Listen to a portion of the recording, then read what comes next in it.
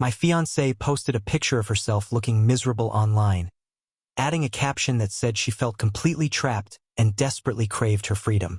It was a direct reaction to me trying to set some basic boundaries between us. I didn't argue. I just sent her a one-word text, "Understood." Right after that, I got down to business. I officially canceled our upcoming apartment lease renewal, pulled our reservation for the wedding venue, and set up a final move-out inspection with the landlord. A bit later, when the property manager sent over the official paperwork about our security deposit, she finally noticed and called me up, absolutely hysterical and screaming her head off.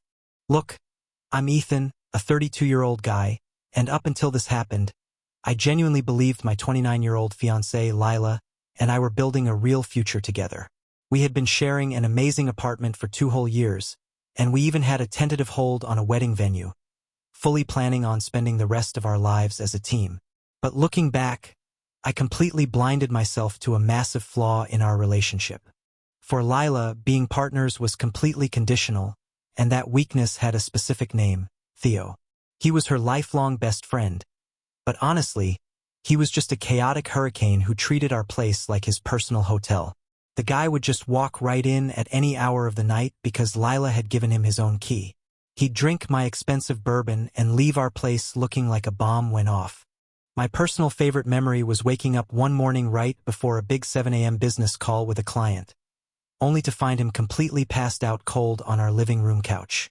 After dealing with this for months, I finally decided to sit Lila down to have a calm, mature conversation about it. I started off soft, telling her that I totally respected her tight bond with Theo, but since we were building a life as a couple, our home needed to feel like our own private sanctuary. I asked her if we could establish some basic ground rules, like having him text us before just showing up, and I mentioned that I'd really prefer it if he didn't have a key to our place anymore. To me, it felt like a totally reasonable request based on mutual respect and teamwork. It was about making decisions as a unit, rather than living as 2 separate people plus a freeloading friend who treated me like a bank account with a couch attached.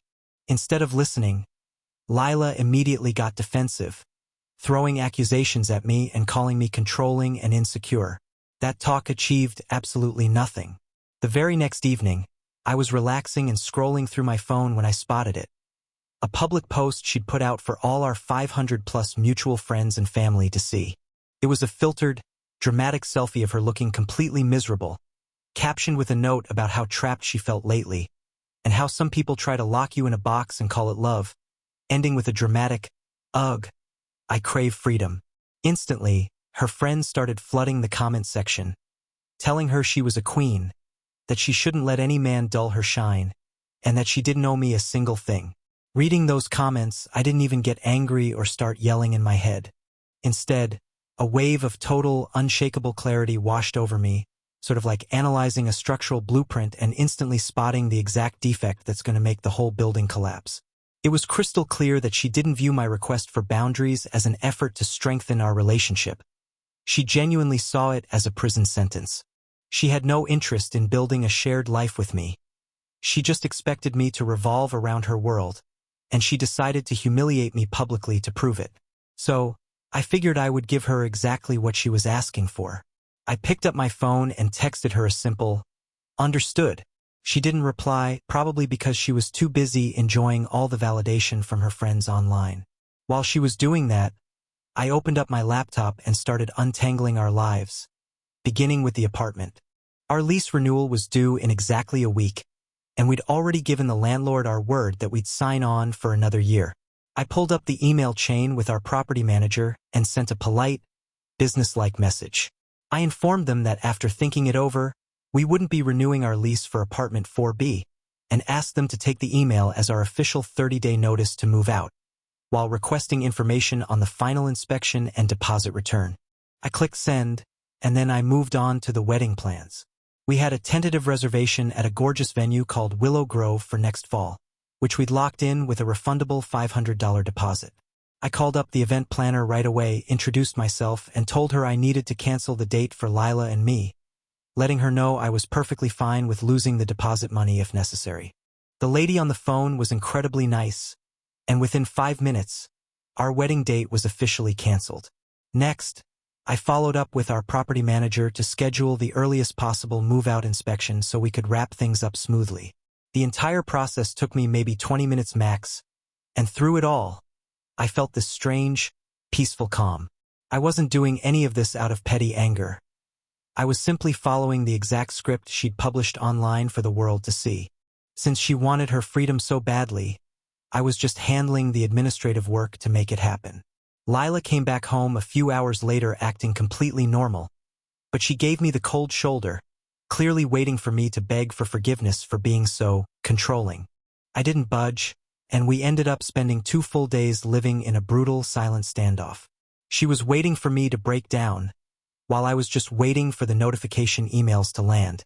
The first bomb dropped in her inbox on Friday afternoon, sent from the management company to both of our accounts, with the subject line regarding our non-renewal and upcoming inspection.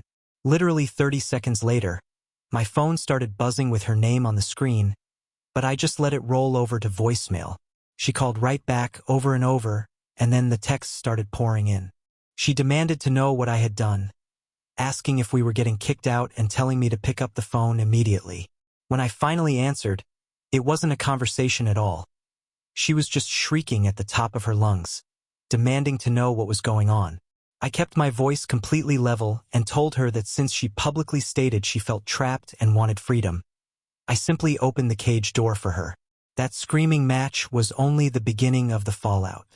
Once the initial shock wore off, Lila's panic morphed into a messy combination of total disbelief and pure rage, as she cried out, asking if I was really destroying our entire relationship over a single, stupid social media post. She claimed she was just blowing off steam, which according to her, is what normal people do. I looked right at her and told her that posting a public announcement to our entire social circle calling our relationship a prison isn't just venting, and that I was simply respecting what she said she wanted. She screamed back that I wasn't respecting her at all, but rather trying to make her homeless out of spite. She called me insane and ordered me to call the landlord back right then to undo everything. What do you think about this? Would you have done the exact same thing if you found your partner posting stuff like that online? There wasn't a single hint of regret or an apology from her. Just a blatant demand that I clean up the mess her own actions caused. I told her flat out no, that the notice was already finalized, and that we officially had 26 days left in the apartment. She threw her phone down in a fury, and her very next move was sending in her buddy Theo to act as her personal negotiator. He showed up the following evening, strutting right into our place using his key for what would definitely be the last time, carrying this incredibly smug, condescending smirk on his face. He threw himself into my favorite armchair, looked over at me and said we needed to talk because Lila was a total basket case, claiming I had completely ruined her life. I looked right back at him and told him I hadn't done a thing except take his friend at her word. He just laughed it off, telling me to come on and stop being ridiculous. Look, you know how she gets. She's just dramatic. It's basically her whole vibe, he muttered, letting out this incredibly condescending laugh. You can't go ahead and blow up your entire life over some silly internet nonsense. You're the steady guy here, Ethan. You're the one who's supposed to hold everything together. Right then, it clicked for me perfectly. In their little world, I was just the reliable anchor meant to absorb all her chaos without complaint. My feelings, my boundaries, and my reputation didn't mean a damn thing to them. I was just the support beams and she was the star of the show. So, I looked him dead in the eye and said, well, the foundation just cut the cord. I walked over to the front door, swung it wide open and added, and by the way, I'm going to need that key back right now. The smug grin instantly vanished from his face.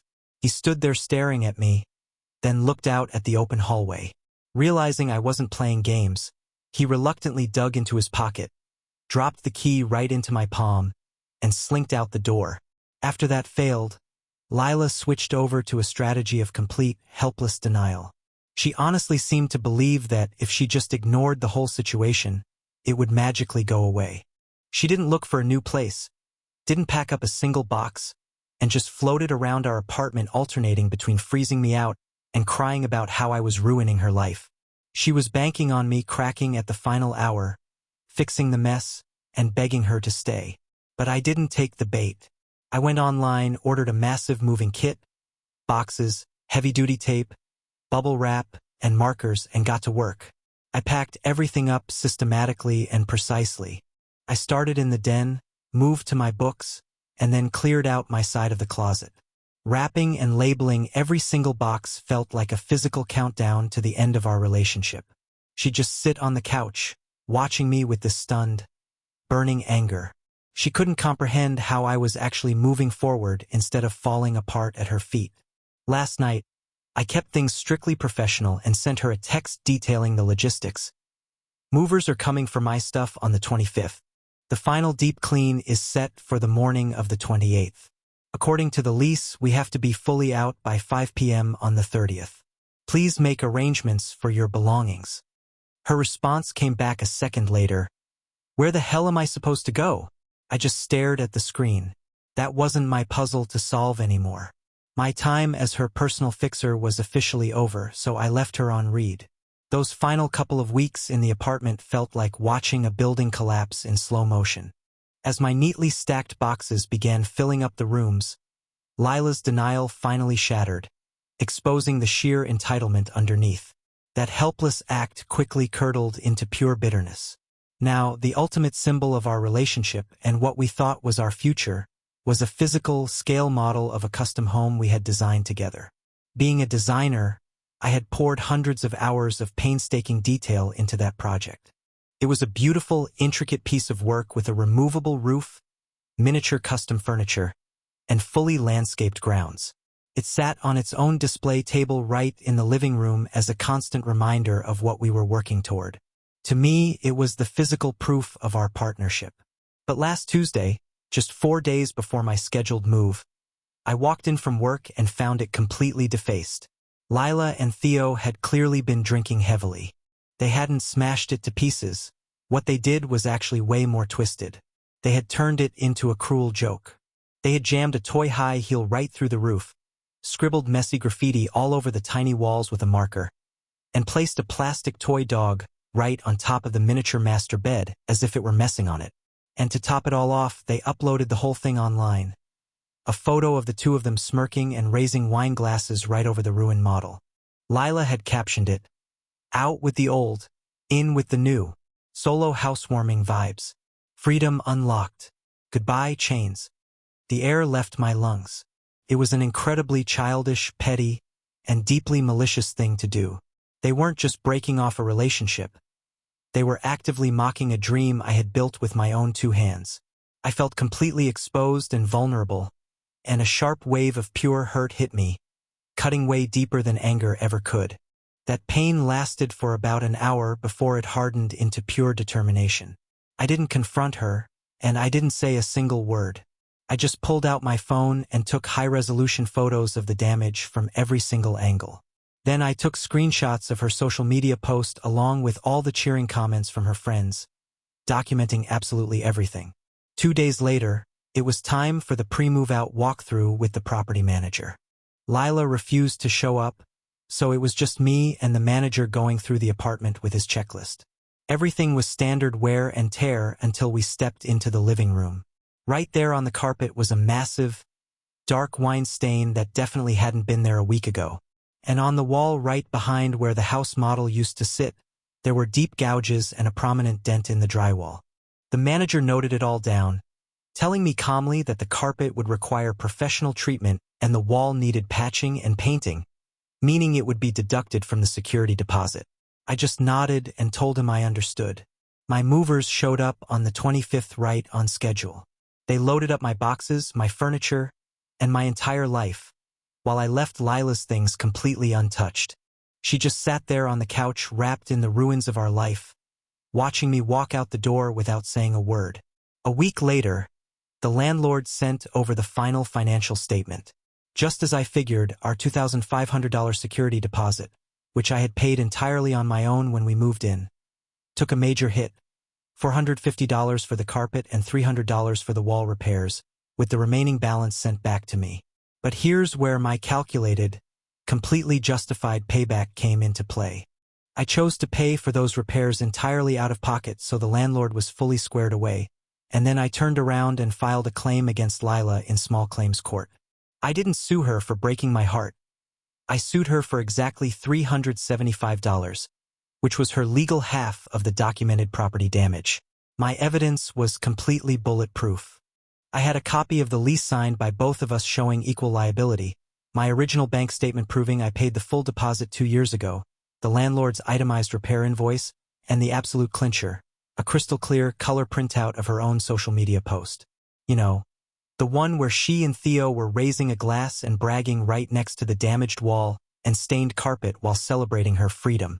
I wanted the court to see exactly what her version of freedom cost in cold, hard cash, and I was going to make sure she paid her share. Our court date rolled around 2 months after I vacated the apartment. Lila showed up with Theo by her side, both of them looking completely disorganized and radiating an attitude of annoyed entitlement. They genuinely seemed to think the whole thing was a joke, just a dramatic, petty stunt from an angry ex that they could dismiss with a simple roll of their eyes. Since it was small claims, they didn't bring a lawyer, seemingly believing that Lila's usual charm and Theo's arrogance would carry them through. They were dead wrong. The judge was a tired-looking woman who clearly didn't have time for games. When our case was called, I presented everything in a calm, orderly fashion, handing over the lease, the proof of deposit, and the repair bills one by one.